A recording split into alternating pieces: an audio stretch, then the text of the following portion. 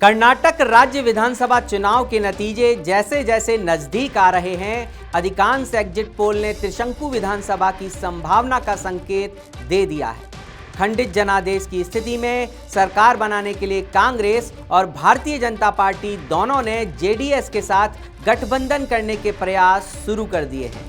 नमस्कार, मैं संदीप मिश्रा एक बार फिर आपके सामने हाजिर हूं कर्नाटक चुनाव परिणाम पर वो सियासी समीकरण बताने जो आपको और कोई नहीं बताएगा। दरअसल किसी भी पार्टी को अगर बहुमत नहीं मिलता है तो वहां सरकार बनाने के लिए क्या सियासी समीकरण होंगे और इन समीकरणों को साधने के लिए क्या सियासी खेला होगा, वो सब हम आज आपको बताएंगे। डीके शिव कुमार और पूर्व मुख्यमंत्री सिद्धारमैया सहित कांग्रेस के वरिष्ठ नेताओं ने पार्टी महासचिव केसी वेणुगोपाल और रणदीप सिंह सुरजेवाला के साथ बातचीत की है। वहीं केंद्रीय मंत्री शोभा करंदलाजे ने संभावित परिदृश्यों पर भाजपा के केंद्रीय नेताओं के साथ चर्चा की है। लेकिन इस सारे परिदृश्य में खास बात यह है कि कोई भी जेडीएस को सीएम पद नहीं देना चाहता। अब यहां पर जेडीएस के विधायकों को बचाना चुनौती होगी, क्योंकि त्रिशंकु विधानसभा की स्थिति में कुमारस्वामी के लिए सबसे बड़ी चुनौती अपने विधायकों को साथ रखने की होगी। यदि कांग्रेस या भाजपा बहुमत के करीब पहुंच जाती हैं तो सरकार बनाने के लिए निर्दलीय और छोटे दलों के साथ गठबंधन करने की संभावना है। लेकिन अगर कांग्रेस सबसे बड़ी पार्टी के रूप में समाप्त होती है तो उसे 10 से अधिक विधायकों के समर्थन की आवश्यकता होगी और उसे जेडीएस का समर्थन लेना ही होगा। वहीं बीजेपी भी जेडीएस के विधायकों को साध कर सरकार बनाएगी, ऐसी सियासी गलियारों में जबरदस्त चर्चा है। लेकिन कांग्रेस की बात करें तो कांग्रेस 2018 वाली भूल कभी नहीं दोहराना चाहेगी। 2018 में भाजपा 104 सीटों के साथ सबसे बड़ी पार्टी के रूप में उभरी। लेकिन कांग्रेस की बात करें तो कांग्रेस 2018 वाली भूल कभी नहीं दोहराना चाहेगी। 2018 में भाजपा 104 सीटों के साथ सबसे बड़ी पार्टी के रूप में उभरी, लेकिन बहुमत से 9 सीटें कम थी, जबकि कांग्रेस के पास 78 सीटें थीं और जेडीएस के पास 37 सीटें थीं। भाजपा को सत्ता से बाहर रखने के लिए कांग्रेस ने एचडी कुमारस्वामी के साथ मिलकर सरकार बनाई।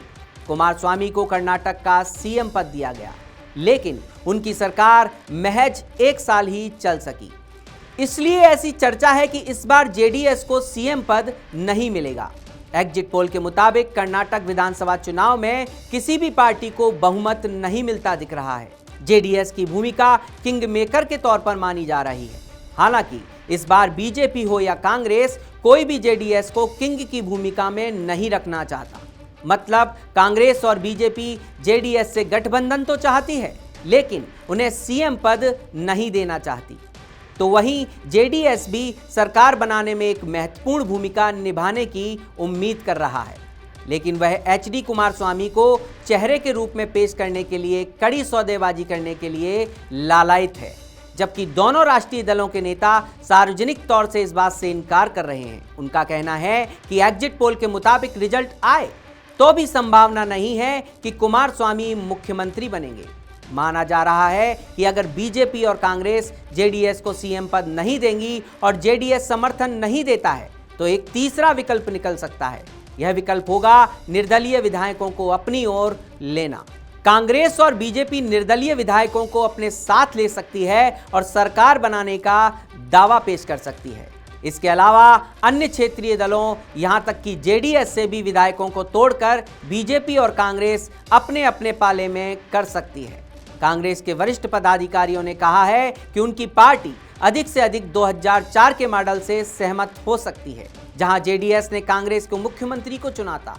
हालांकि जेडीएस को पर्याप्त सीटें मिलने की उम्मीद है ताकि वह कड़ी सौदेबाजी कर सके। राजनीतिक प्रेक्षकों का मानना है कि अपने बूते पर सरकार बनाना भाजपा और कांग्रेस दोनों के ही लिए अपरिहार्य होगा, क्योंकि उन्हें कम से कम 10 सीटों की कमी का अनुमान है। इस मामले में भी पार्टियां जेडीएस को मुख्यमंत्री पद नहीं देने पर अड़ी हुई हैं।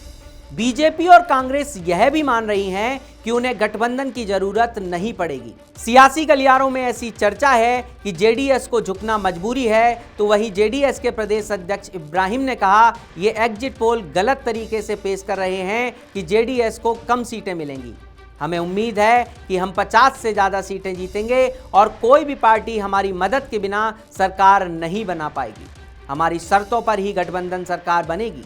सौदा यह है कि जेडीएस को सीएम पद मिलना चाहिए और हमें अपने घोषणा पत्र में किए गए सभी कार्यक्रमों को लागू करने के लिए स्वतंत्र होना चाहिए।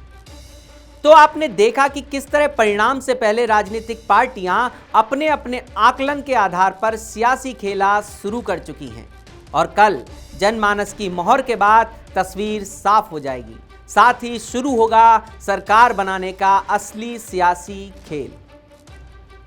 तो आज के लिए बस इतना ही। कल फिर मिलेंगे सियासत के एक नए राज के साथ, राजकाज की बात के साथ। नमस्कार।